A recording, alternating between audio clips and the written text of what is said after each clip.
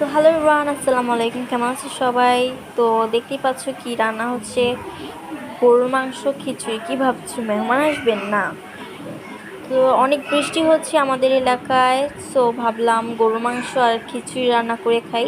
So সব decision আমরা হুট করেই নিই, হুট করে কিছু খেতে মন চাইলে অর্ডার করি বা ঘরে ঘরোয়াভাবে বানিয়েও খাওয়া হয়, যেমন চিকেন, সব কিছুই।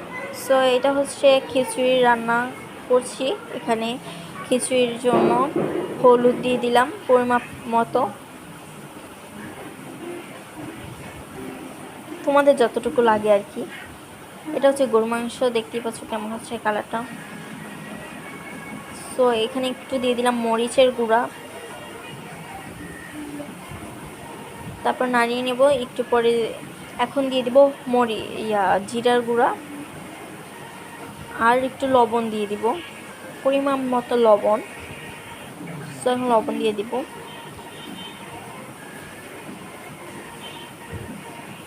তোমাদের পরিমাপ অনুযায়ী লবণ দিয়ে নিবা।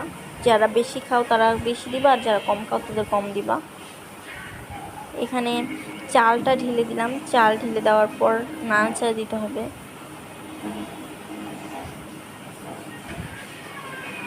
এখানে গরু মাংসটাও নাড়িয়ে নিলাম। এখন খিচুড়িটা নাড়িয়ে নিতে হবে।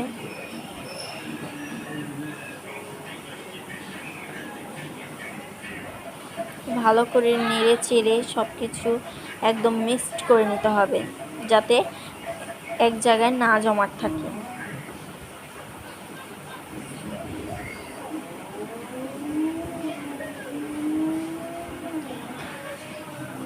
হলুদ দিয়ে একটু।